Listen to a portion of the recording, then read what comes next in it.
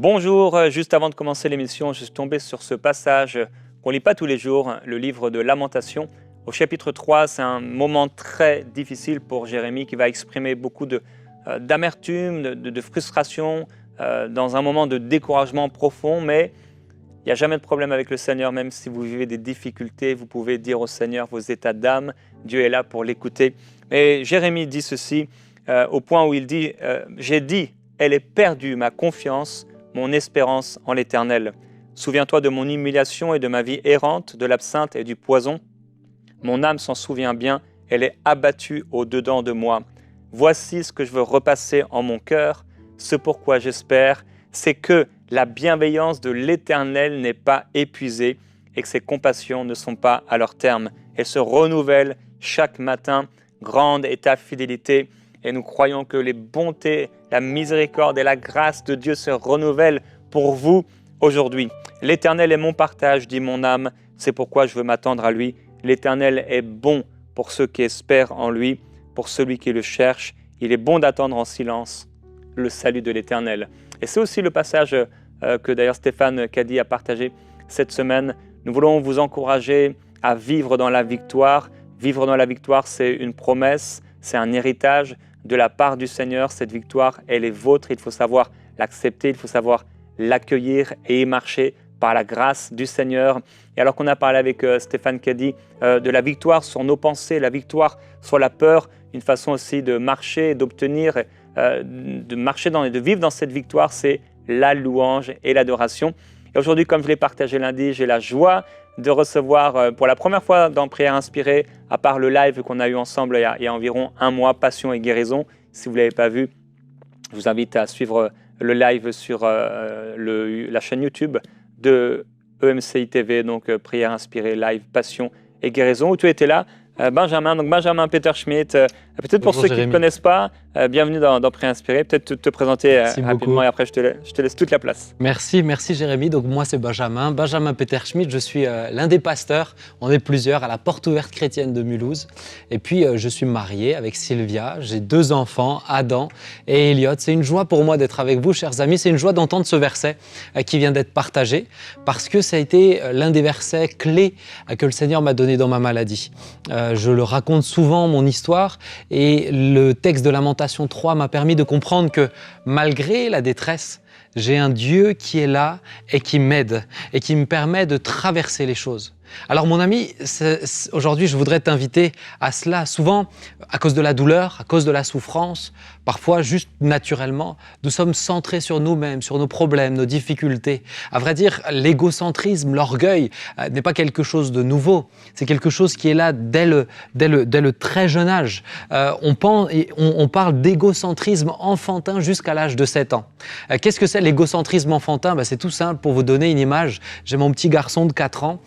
Quand on joue à cache-cache, pour lui, la dernière fois je jouais à cache-cache, il s'est caché sous ma table de salon et pensant qu'il est très bien caché, impossible de le voir, tout simplement parce qu'il était la tête contre le sol. Et parce qu'il ne voit pas l'extérieur, pour lui il est très bien caché, sauf que ma table est une table en verre. Donc évidemment, je l'ai très vite trouvé, j'ai fait patienter un petit peu, mais c'est ça l'égocentrisme enfantin. Et je crois bien souvent que nous sommes comme cela. Mon point de vue est le bon. J'ai l'impression que mon point de vue est le bon, donc forcément les autres ont tort. Voyez-vous, l'égocentrisme et l'orgueil sont des poisons qui sont là dès la Genèse. L'orgueil est une des 2 racines du péché. L'orgueil, le fait de vouloir être comme Dieu, avec l'incrédulité, sont les 2 racines de tous les autres péchés. Et quand nous regardons à l'histoire d'Adam et Ève, puis à l'histoire des générations suivantes, jusqu'à nous aujourd'hui, l'orgueil a contaminé notre cœur.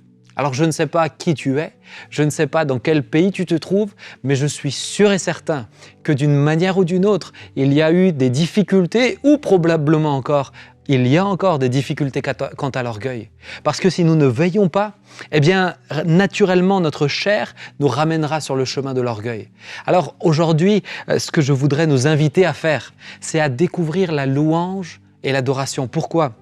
Vous allez peut-être me dire, mais ça n'a rien à voir, c'est 2 thèmes différents.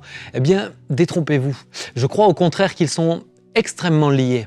Parce que lorsque nous louons et que nous arrivons à adorer, nous nous décentrons de nous-mêmes. Nous regardons plus qu'à Dieu, plus qu'à qui il est, ce qu'il fait. Autrement dit, ce n'est plus à propos de nous. Donc je veux vous inviter par un petit enseignement à redécouvrir peut-être tout à nouveau ce qu'est la louange. Redécouvrir peut-être tout à nouveau ce qu'est l'orgueil, ce qu'est l'adoration, pardon. Alors tout d'abord, la louange. Ce que n'est pas la louange, c'est pas un karaoké. Je bouge dans plusieurs églises et je crois des fois que si nous ne veillons pas à notre cœur, nous pouvons venir, on rentre dans le lieu, tout le monde chante déjà, si on arrive en retard, l'ambiance est déjà installée et on tape dans les mains et à la rigueur, on est dans une église où les paroles s'affichent et comme au karaoké, on chante. La louange, ce n'est pas ça. La louange, ce n'est pas un karaoké où on vient juste lire quelques paroles. La louange, c'est dire les choses à Dieu. Dire des choses à Dieu, dire qui il est et dire ce qu'il fait. Si maintenant nous prenons ensemble le psaume 145, je ne vais pas le lire en entier, je vous invite à le lire personnellement chez vous à la maison tout à l'heure, mais voici ce qu'il dira, David, un homme selon le cœur de Dieu. Un homme qui connaît ce qu'est la louange et l'adoration. Il dira « L'Éternel est grand » au verset 3 et très digne de louange. Et sa grandeur est insondable. Que chaque génération célèbre tes œuvres, c'est qu'il fait. Et publie tes hauts faits, je dirai la splendeur glorieuse de ta majesté. Qui il est ? Je chanterai tes merveilles, on parlera de ta puissance redoutable et je raconterai ta grandeur, qu'on proclame le souvenir de ton immense bonté et qu'on célèbre ta justice. Mon ami, lorsque tu loues Dieu, mon frère, ma sœur, tu viens dire à Dieu ce qu'il fait et qui il est. Es-tu encore capable de dire à Dieu ce qu'il a déjà fait ? Souvent, lorsque nous sommes dans nos temps personnels avec Dieu, nous avons vite, pour plusieurs, l'habitude de présenter tout de suite nos sujets, nos requêtes. J'aimerais te dire que Dieu prend plaisir à ce que tu lui dises tout ce qu'il a déjà fait pour toi. Tout ce qu'il a déjà fait. Je sais que ça fait plaisir à mon épouse quand je lui dis « Chérie, merci d'avoir fait ça à la maison. Merci d'avoir fait ça pour moi. Merci d'avoir fait ceci, cela. » Ça lui fait plaisir. Quand tu loues Dieu, quand tu lui dis tout ce qu'il a fait pour toi, ça lui fait plaisir. Laisse-moi te dire, Dieu a déjà fait tant de choses pour toi. Tant de choses. L'œuvre de la croix, n'est-ce pas suffisant pour lui dire merci 1 million d'années ? Et puis ta santé. Et puis si tu n'as pas la santé, la famille. Et si tu n'as pas la famille, les amis. Et puis la nature, et puis la création. Il y a tant de raisons pour dire merci à Jésus. Tant de choses qu'il a fait. Combien de miracles. Repense, regarde en arrière. N'oublie pas les choses du passé, je t'encourage même à les noter, afin que dans tes temps de louange, cela contribue à aller plus loin et à lui dire tout ce qu'il a fait. Mais non seulement dire ce qu'il a fait, mais dire qui il est. Parce que Dieu aime lorsque nous lui disons, qui il est. Il est l'Éternel, mon berger, Yahweh Roy. Il est El Shaddai, le Dieu Tout-Puissant, Yahweh Tsebaoth, l'Éternel des armées, El Kana, le Dieu jaloux. Je t'encourage, mon ami, à connaître Dieu, à le connaître dans qui il est. Vous savez, quand j'ai des gens qui viennent me voir juste par intérêt ou juste par amour de ce que je peux leur donner, eh bien, je ne crois pas que la relation puisse aller très profondément.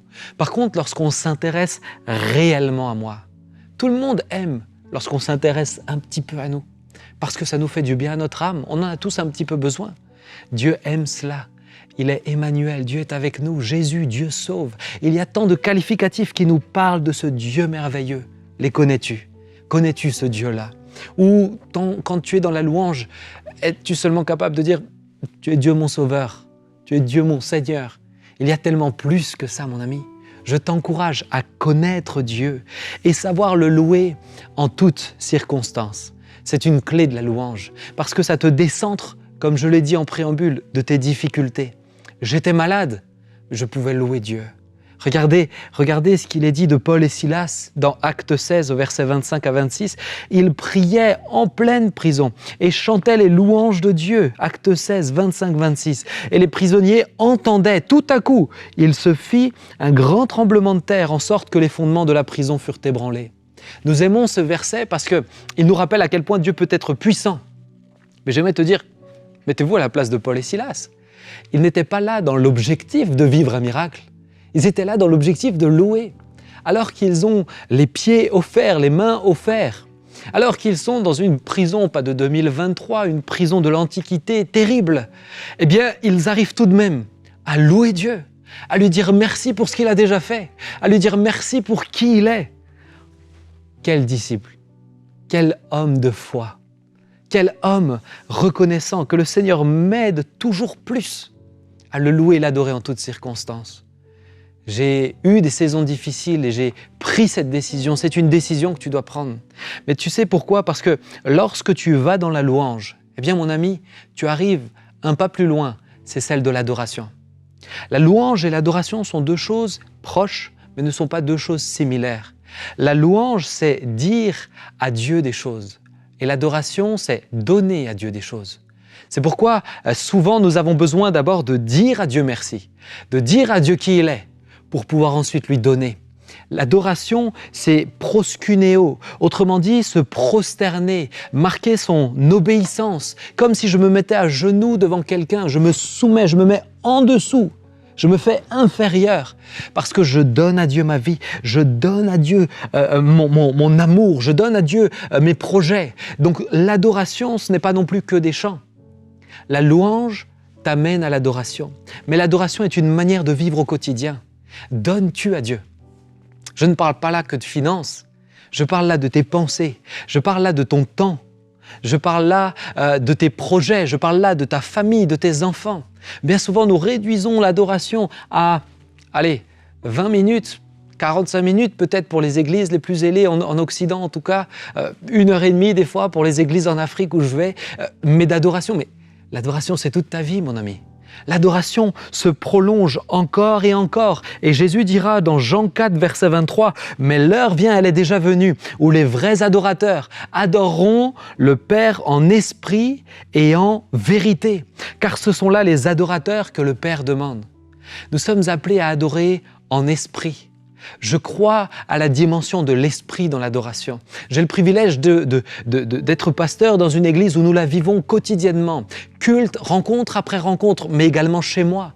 Alors que je loue Dieu dans mes temps personnels et que je rentre dans appelons-la la salle de l'adoration. Cette salle qui va un petit peu plus loin, eh bien, l'esprit me saisit et je peux louer dans de nouvelles langues, je peux prier dans de nouvelles langues, je peux aller un petit peu plus loin dans ma relation. Je prie avec mon intelligence, mais je prie dans des langues nouvelles. Je prie dans l'esprit, je chante dans l'intelligence, mais je chante dans l'esprit. Et petit à petit, alors je rentre devant le trône de Dieu. Je suis dans la salle du trône. Je suis là totalement abandonné à lui. Lorsque tu es dans la salle du trône divin, il n'y a rien d'autre que Dieu. Rien d'autre. Sa grandeur est telle, sa splendeur est telle que rien d'autre ne peut briller que Jésus-Christ. C'est ça l'adoration. L'adoration te mène dans cette salle du trône divin. Mais parce que l'adoration et les vrais adorateurs adorent en esprit, il y a une dimension immatérielle. L'esprit est immatériel, nous ne pouvons pas saisir l'esprit, ni le nôtre, ni celui de Dieu. Donc, autrement dit, il y a une dimension de foi. Tu dois croire que Dieu t'entend. Tu dois croire que tu t'abandonnes pleinement. Tu dois avoir cette foi pour vivre cela. Parce que, permets-moi de te rendre sensible, l'adoration est le plus grand privilège que nous puissions avoir en tant que croyants. Être dans la salle du trône du Dieu 3 fois saint, alors que nous étions pécheurs, impurs, sales, est le plus grand privilège que nous puissions avoir. Quel autre privilège est plus grand que celui que d'être face à face, en rencontre, en communion avec quelqu'un qui non seulement fait de nous ses servantes et ses servantes et ses disciples, mais également ses enfants. Il n'y a pas plus grand privilège. L'adoration est au cœur de l'existence. Tout être humain a été créé pour adorer. Alors, si aujourd'hui tu m'écoutes et tu n'adores pas Dieu, tu n'adores pas Jésus, le Père, le Fils et le Saint-Esprit, tu adores autre chose, forcément. Car il y a une partie de nous qui nous attire toujours vers se soumettre à quelque chose. Si ce n'est pas Dieu, qui est-ce? Derrière tout cela, il y a Satan. Mais avant Satan, c'est peut-être ton propre projet, ta propre vie que tu adores. Peut-être une personne, peut-être une situation, peut-être l'argent. Peu importe ce que tu adores, tant que tu n'adores pas Dieu, cet abaissement t'écrasera. Alors que quand tu adores Dieu, cet abaissement t'élève et élève ton âme, car tu es créé pour ça. Tu es créé dans ce sens-là. Mon ami, je veux que tu comprennes que Satan a toujours cherché l'adoration. Lorsqu'il était, avant d'être déchu, il a cherché à être comme Dieu, adoré par les anges. Et puis, Dieu le fera déchoir de là où il était, de sa position dans les lieux célestes. Satan était un ange, il était Lucifer. Et alors qu'il est déchu, il fait quoi? Il cherche encore aujourd'hui à être adoré par les créatures. Encore aujourd'hui, il cherche à être adoré par toi. Ne vole pas l'adoration qui revient à Dieu pour la donner à quelqu'un d'autre. Je veux te rendre sensible parce que l'adoration te rend puissant. Il y a une puissance dans l'adoration. Lorsque tu es accablé, écrasé, omnibulé par tes problèmes, tes challenges, tes difficultés, égocentré, des fois ce n'est pas des choses négatives, des fois c'est juste du temps. Eh bien quand tu adores, il y a une puissance, toutes ces chaînes tombent et toutes ces chaînes qui te décentraient de Dieu te ramènent à l'essentiel. Tu ne vois plus que Christ, l'adoration t'amène plus qu'à Christ. Et alors à ce moment-là, tu rentres dans un état de communion. Alors à ce moment-là, tu rentres dans un état de cœur à cœur avec Dieu. Vous savez, beaucoup de croyants connaissent la louange, mais ils ne connaissent pas la réelle adoration. Beaucoup de croyants connaissent ce que c'est chanter et dire des choses à Dieu, parce que des textes ont bien été écrits, etc. Mais ils ne savent pas ce que c'est cet abandon total. Et lorsque tu es dans cet abandon total, dans cette dimension profonde d'échange avec Dieu, le cœur du Père commence à se déverser en toi. Et ce qui pourrait être parfois les fardeaux du Père se déversent en toi. Et ton âme commence à être prise pour d'autres également. Ce n'est plus à propos de toi. Tu veux être soigné de l'orgueil. Loue et adore. Regardez ce qu'il est dit et je termine avec cela. Nous passerons l'éternité à adorer. Avec les anges et les myriades de myriades et les milliers de milliers, nous passerons l'éternité à adorer. Mais regardez, Ézéchiel 47, verset 3 à 7. Oh, que ce verset me fait du bien, que j'aime ce verset. Lorsque l'homme s'avança, alors qu'Ézéchiel a une vision, lorsque l'homme s'avança vers l'Orient, il avait dans la main un cordeau et il mesura 1000 coudées. Il me fit traverser l'eau. Et j'avais de l'eau jusqu'aux chevilles. Il mesura encore 1000 coudées. Il me fit traverser l'eau. Et j'avais de l'eau jusqu'aux genoux.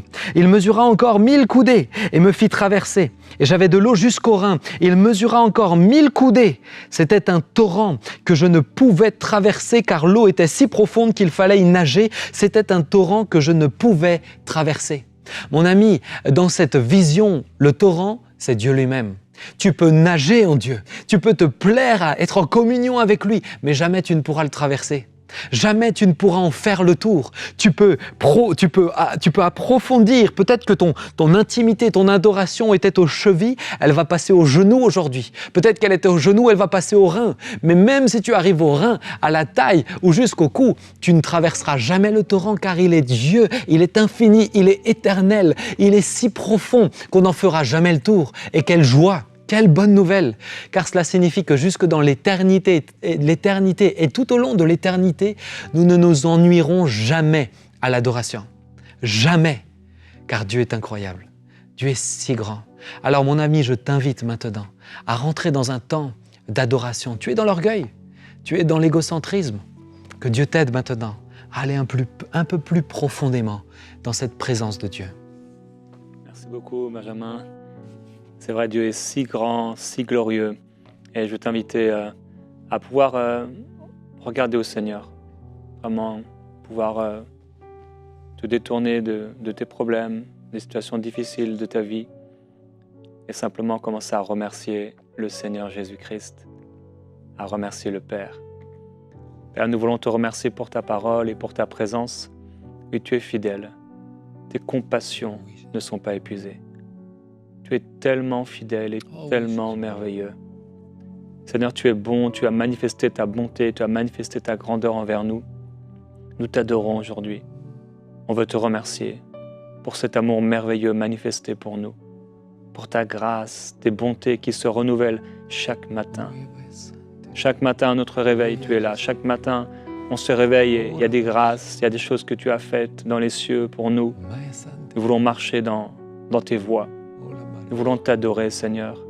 Tu es si beau, si grand et si glorieux. Et nous nous soumettons à toi et à toi seul. C'est à toi que nous nous soumettons. Et c'est toi que nous adorons. Nous t'aimons, Seigneur. Oh oui, Jésus. Nous t'aimons, Seigneur. Oh oui, Jésus, que tu es beau, que tu es merveilleux. quelle que soit la saison de ma vie, quelles que soient les circonstances de ma vie, juste te regarder, Seigneur, est un baume pour mon cœur. Car tu es si beau, tu es si doux. Toi qui n'as pas regardé comme une proie arrachée d'être à l'égal de Dieu. Tu t'es humilié, tu t'es abaissé. Par amour pour moi, merci Seigneur Jésus. Merci Seigneur pour ta grâce. Oh, où que tu sois, dis-lui merci pour tant de bonté, tant de grâce. Tant de grâce, tant de bénédictions. Il y a celles que nous aimerions obtenir, mais il y a celles que nous avons déjà obtenues. Seigneur, merci infiniment pour ta victoire. Tu es merveilleux, Jésus. Donne-moi de t'aimer plus pour qui tu es. Donne-moi de t'aimer plus pour ce que tu fais. Donne-moi de t'aimer plus, toi le merveilleux Sauveur, Yahweh Tsebaoth, et toi qui es l'Éternel, mon berger, toi qui es Yahweh Shammah, Seigneur, toi qui es Rapha, celui qui guérit, toi qui es El Shaddai, Seigneur, tant de choses me poussent à te dire tu es merveilleux, Jésus.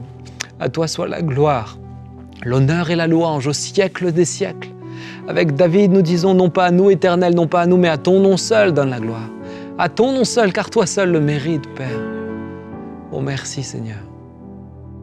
Oh, la chante.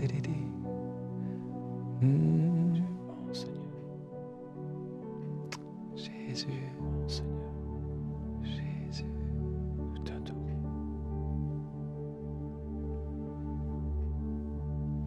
Digne est ton nom, Jésus, digne d'être loué, digne est ton nom, digne est ton nom, Jésus, digne d'être adoré, digne est ton nom. Digne est ton nom, Jésus, digne d'être loué, digne est ton nom, digne est ton nom, Jésus, digne d'être adoré, digne est ton nom dans les cieux. Dans les cieux, ton nom est exalté, sur la terre, tu es loué. Ta gloire est manifestée, seul ton nom est élevé. Oh, dans les cieux, ton nom est exalté, sur la terre, tu es loué. Ta gloire est manifestée, seul ton nom est élevé. Oh, dans les cieux, ton nom est exalté, sur la terre, tu es loué. Ta gloire est manifestée, seul ton nom est élevé. Digne est ton nom, Jésus, digne d'être loué. Digne est ton nom, Tu es digne, Seigneur. digne est ton nom, Jésus, digne d'être adoré, digne est ton nom. Un dia santirora santira, T'adorons, Jésus. licarera sariroro joyelavaya. Ora mamma ya sandaya raraso la varagaya lo harerari roro lo maya la via lo ria lisonia lo rami yo limarasa lo volma lo hayera sayala la marara no achaito hayala sindo la shilai malashin lo li hayalo lo vala oh yalla sidore Bon, Seigneur. mai santidoro oh brise tout orgueil sur nous Seigneur, brise tout orgueil. Aide-nous, Seigneur, à sortir, à nous décentrer de nous-mêmes Aide-nous, Seigneur, à ne pas juste considérer notre quotidien. Mais Seigneur, ta parole nous dit que nous siégeons, Seigneur, dans les lieux célestes. Donne-nous, Seigneur, de prendre également cette position spirituelle, de voir comme toi tu vois.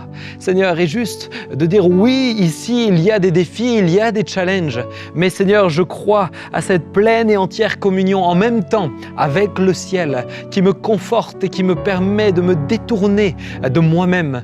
Tu es le centre de ma vie. Tu es le centre de ma vie. Ce n'est pas moi. Tu es le centre de ma vie, Jésus. Sois élevé, glorifié, 3 fois saint. Oh, merci. Glorieux Jésus-Christ. Merci, Père.